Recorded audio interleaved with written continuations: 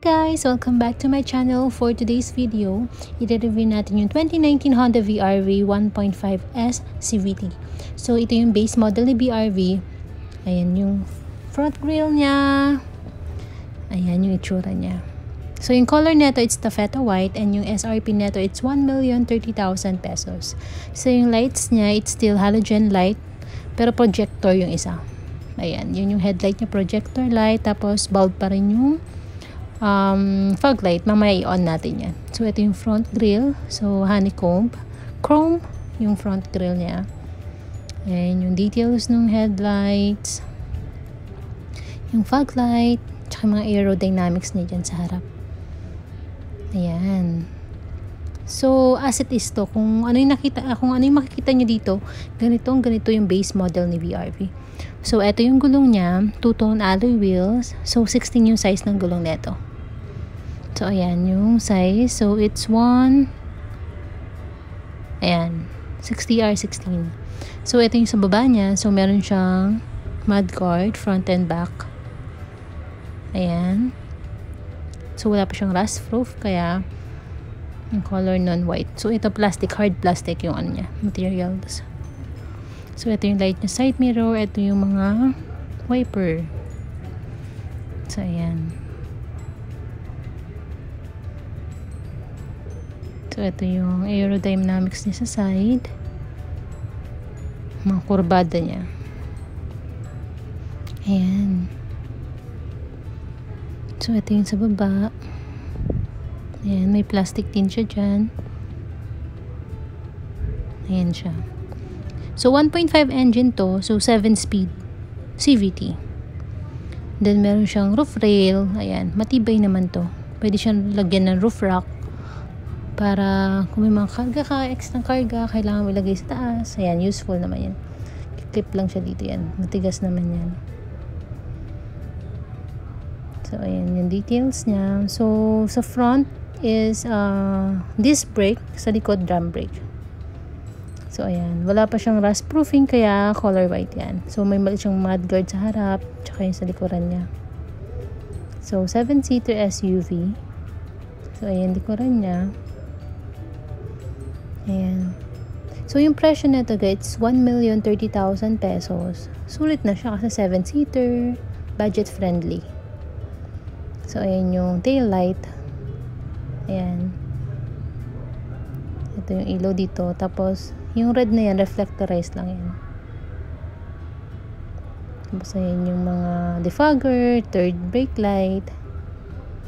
Ayan. And then, ito yung sa sprinkle ng tubig.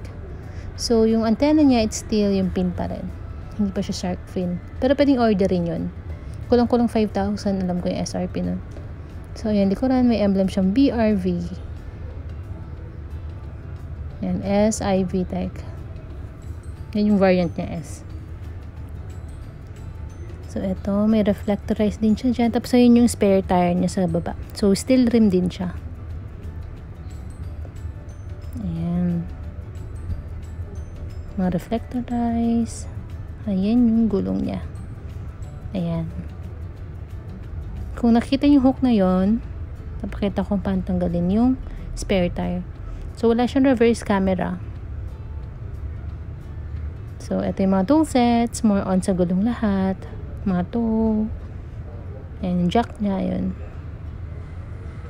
So, relax natin. Ito yung floor mats. And then, ito yung sa likuran niya. Check muna natin. So, ayan yung tsura ng likod niya.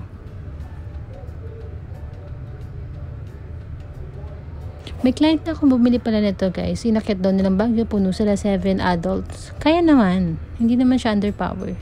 Kasi 1.5. Ang daming sa underpower. Hindi siya. Kasi 7 speed naman. Tapos gasoline. So, spare tire. Ayan. So, tanggalin mo lang tong cover na to. And then, ayun. Duwagan mo lang yan para malaglag yung gulong sa baba. So, ayan siya. And then, ito yung space sa gitna. I mean, sa third row. So, may dalawang cup holders. Isa dyan, tapos isa din sa kabila. So, ayan. Then, yung interior niya sa taas, color gray. So, ayan. So, So, check natin. Ito, para i-fold to, ito yung pipindutin nyo. Magta-tumble lang siya. Ito pala hindi siya tumble. Fold siya dito. Napakadali lang. So, fold. Ayan. And then yung kabila. Fold din. Kung hindi mo kailangan yung third row seat, so, i-fold mo na lang siya para mas maraming space yung trunk. So, ito. Pull up mo lang to. Ayan. So, ganyan itsura niya sa likod, guys. Pag finold. Ayan. By the way, ang dami nagtatanong. 2019-2018, same lang po sila. Para ito pala, hook sa headdress para hindi malaglag. Yun nga, 2019 and 2018 VRV, same lang po sila, guys. Walang difference, year, model lang, or manufacturing date lang yung pinagbago. Also, kay CRV 2019, same lang po sila. Walang difference. Yung difference lang, yung sa may steering wheel na volume. Yun lang. So, ito yung sa looban. So, ayan yung side doors. Hard plastic din yan. So, standard na child lock. Then ito, texture na ito, plastic. Ayan, hard plastic. Pero ito, plastic din yan. So, cup holders. Lagyan ng barya, kaya cellphone. May chrome to sa door handle. And then, ito, hindi pa siya leather seats. Unlike yung top of the line, leather seats na siya. Ayan, so sakay tayo. So, ito yung legs ko. So, matangkad naman na ako, guys. 5'6" yung height ko. Maluwang pa rin yung sa likod niya. Na-adjust pa yan. Atras abante. So, check natin yung headroom. Ito siya. So, ayan. Yung height ko, 5'6". Ayan. Laki din ng, ng space sa ulo. And then, back tayo sa aircon. So, yung mga aircon, may controls ka dito ng fan. 1, 2, 3. Yan. Gano'n kalakas yung aircon. So, na-connect yan dun sa mismong aircon sa harap. So, ayan. Wala siyang center armrest. So, ayan. Yung details ng unit na VRV. And then, going back sa likod, ito yung tumble. So, ganyan lang. Kadali. I-tumble yung sa likod para makasakay ka. I mean, sa gitna para makasakay ka sa likod. So, sakay tayo. Yan. So, hindi naka-adjust yung sa gitna. I mean, sa side. So, ayan. So, medyo masakip kasi hindi nga naka-abante to. So, ayan siya. Ayan. Mga half inch o 1 inch. Tapos, yung sa ulo ko naman, eto. Mga kulang-kulang isang dangkal. Na ganun. Ayan siya. Tapos, ito, seat belt. Para sa baby car seat yan. Yan yung gagamitin. Ayan siya. Ayan. Seat belt for baby car seat. So, ayan siya. Ingat lang din dyan kasi nag-ano yan. Pag biglang nagpreno. Ayan, baka maipit yung paa. Yun yung may caution naman dun. Yun yung adjustment pala yung tinuro kanina. So, ayan. So, taas ko din yung sa kabila. Wait. So, ayan. Tumble din to, kahit mabigat siya. Madali lang. So, ganyan. Then, angat sabay. Sabay mo palang iangat yun. So, ayan yung space niya sa gitna. Yan, maluwang. Yun lang nga, walang hook to para hindi siya malaglag. So, kailangan talaga siyang i-fold. I mean, ibaba. Para hindi maipit yung paa mo. If ever ko na, ma-under ka, yan. Baka maipit malaglag. Yan. Tapos ito, nagre-recline pa yan. As in, bend pa ng mga 30% yan. Kaso lang, hindi ko siya ma-bend kasi isang kamay lang yung gamit ko. So, ayan. Check na natin yung driver side. So, ito yung sa driver side. So, body color yung door handle. Pero yung top of the line, it's chrome. So, ayan yung details nung sa side door. So, ayan, meron siyang unlock, mga windows, controls, ayan. Tapos may speaker dyan sa baba. So, ayan, chrome. Ayan yung vehicle stability assist. Same location, may hood. Ayan. So, wala siyang height adjustment. So, ito yung tire pressure. So, as you can see, wala siyang height adjustment. So, yung kay BRV, medyo mababa yung upuan niya compare sa ibang unit. So, kung matangkad na ako, pag umupo ako dito, parang nandiliit ako. So, yung mga ibang client na maliliit, dalagyan na lang nila ng unan para umangat. So, yung details nung upuan niya, fabric. So, ito yung sa looban. So, ayan. Bale, ito na yung dashboard ni BRVS. So, meron siya nalagyan ng coins dyan. Didim ko lang yung light. So, ayun yung itsura niya. Ayan. So, meron siya mga chrome accent. Chrome to. Tapos, ito may pagka-black na makinang. Tapos, plastic. So, ayan. So, tignan natin yung details niya. Ayan. So, meron siyang maliliit na parang glitters. So, ito yung head unit. Ayan, may chrome din siya dito. Tapos, ito glossy na black. So, ayan. So, ito na yung steering wheel niya. So, plastic na parang may leather ng konti. Ito yung mesh. May mga butas-butas. Tapos, yung busina niya ganito. Yan. So, maliit lang yung tunog ng busina. And then, ito yung control sa head unit. So, may channel, yung mode, yung FM, AM. So, ayan. Ito yung pinipindit ko to. Siya, malambot na matigas. Parang may plastic na mixed leather. So, ito yung sa speedometer niya. Color white yan. So, ito yung park, reverse, neutral, drive, sports mode, or low gear. Ayan. So, ayan. Tapos ito. So, nakailaw lang yung mga yan kasi nga hindi pa naka-on yung engine. Tapos ito naman yung niya, yung kung nakakailang kilometer per liter, tansyahan niya. Ito yung gas. May bar yan. Kaso wala na siyang gas. Kaya hindi nalitaw yung mga bar. Kung ilang pa yung karga ng unit mo. So, ito yung ayan, sa head unit, sa fog light, left and right turn, ayan. Yung regular na kotse, ganyan itsura niya. Tapos, ito rin yung sa may windshield. I mean, yung sa wiper, ayan.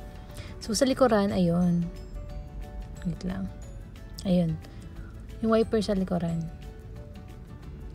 So, ganyan yung headrest ni Honda. BRV. So, ito yung reverse. Rear view camera. Tapos yung ilaw, color yellow. And meron siyang salamin, pero wala siyang ilaw. And then, isa rin, meron siyang salamin, pero wala ilaw. Ayan. Then, ito, meron siyang handle sa driver side. Kasi talaga madalas, wala talaga yung sa driver side. Kasi nga na, paano ako mag-drive ko isang kamay lang, diba? So, ayan. Details may lalagyan dyan, dalawa. Ang daming lalagyan ni BRV. So, ito yung sa glove box.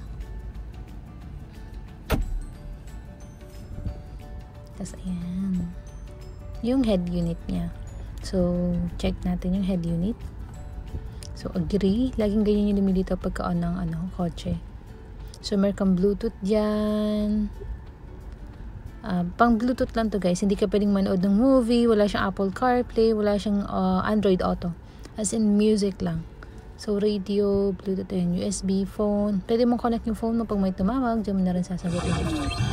So ayun yung kung saan yung Cebu ni BRV pag radio, sure iba pa rin pag yung music talaga na Bluetooth, mas maganda yung sounds. So, yung volume, soft touchscreen yung monitor, and then may controls ka rin dito, long press para maglipat ng channel. So, ayan.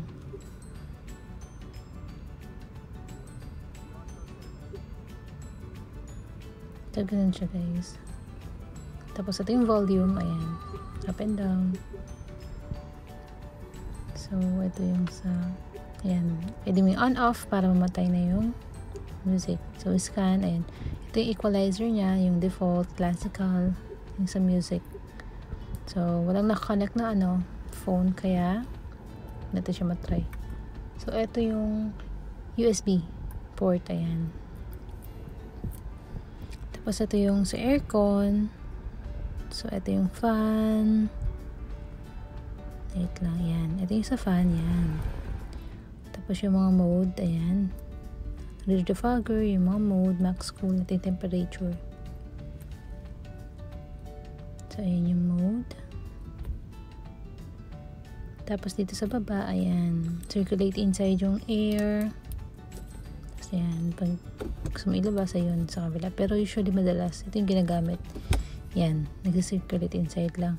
Tapos ayan, may lalagyan na naman dyan sa gitna. Ito pa yung power outlet. Tapos may lalagyan na naman dyan sa gitna. Ayan. Tapos of course, meron din sa baba. Ayan, may lalagyan naman sa baba. And then, dalawang cup holders. Tapos ito yung gear knob. Ito yung gear knob niya. So, meron siyang lock dyan. Ayan. Laging may ganyan si Honda. Ayan, safety features. Pindutin mo na ito bago ka makapag-shift ng gear from park to reverse, neutral drive, S and L. Ayan. Tapos ito, chrome, plastic lang to. So, ayan. So, ito yung handbrake. Tapos cup holder sa likod. So, ito yung interior ulit ni BRV na 2019 S CVT. So, 7-speed automatic. So, ayan siya. Yung palang mga description neto, meron akong link, descriptions box below. Doon ko nilalagay yung mga pricing, price guide, yung specification, you can download the brochures. Doon sa link na sinend ko, kasi sa Honda Philippines yun. So, mas detailed siya. If you want to check. So, ayan yung interior niya. Sulit na yung 1,030,000 dito, guys. Check natin yung headlights. So, ayan. Inon ko na yung mga headlights niya. So, it's still yellow. Ayan. Mga halogen light. Pero ito, projector light siya. Ayan. So, yung isang hindi naka-on doon, yun yung high beam. Mamay on natin. Yung fog light niya. On na natin yung high beam para ma-check nyo. Pero, ayan yung sa side mirror. May light. Para ganito yung itsura niya pag naka-on yung ilaw. So, ayan siya. Upload ko rin later or basta within this week yung yung BRV. Ayun yung VRV na top of the line sa tapat na yung silver. So, on ko na yung high beam niya. Ayan. So, yun yung high beam, yung sa side. So, yung itsura niya. Tapos, tignan natin yung sa tail light. Ito yung sinasabi ko sa inyo kanina. Yung mailaw lang, yung maliit lang na yan. Yan. LED. Tapos, ayan yung hazard. Tapos, ito yung sa reverse. Tapos, yan, mga abang lang. Ay, I mean, lang yung reflectorize. So, ganyan sa likod niya. Ayan yung itsura. And then, hazard, ayun. Tapos, nagaling ko lang yung high beam. Nagaling yung hazard. So, check natin yung engine. So, same location. Nasa baba dito sa So, ayan yung engine ni VRV. So, 1.5 CVT. Ayan siya. Ayan, fresh na fresh. So, ito yung brake fluid niya, computer box, ayan. Tapos yung battery niya. So, 1 year warranty, and then 20,000 mileage. Ayan siya. Tapos ito yung sa pinaka-engine. Ayan, yung details. So, same engine lang sila ng Mobilio, ni City. Mas mga 1.5. Same engine. Tapos ito yung sa coolant niya sa baba. Ayan, may cover yung pambaba ni Honda. Tapos sa taas din. Ayan, may cover. So, yun lang guys for this video. Si BRV. So, once again, ito yung VRV 2019 Honda VRV 1.5S CVT na 1,030,000 pesos. For this April, meron siyang promo cash discount na 25,000 pesos. For this April, kasi nagbabago kami every month. So, pricing, specification, and brochures, I put the link on description box below. And then, check natin yung alarm. Ito, bali ito lang yung pinaka-alarm ni Honda. immobilizer. So, nakikita yung red na nagbi-blink na yan. Once na nag-blink na siya ng mabilis, it means naka-engage na yung immobilizer. So, hintayin natin siya. Yan. Then, papatry kong pa-open sa kasama ko. Sa loob. Sige, busin na. Ito? Sabihin ko sa namin yung window. Pag inopen mo to, mag-a-alarm na siya. So, thank you for watching, guys. Goodbye!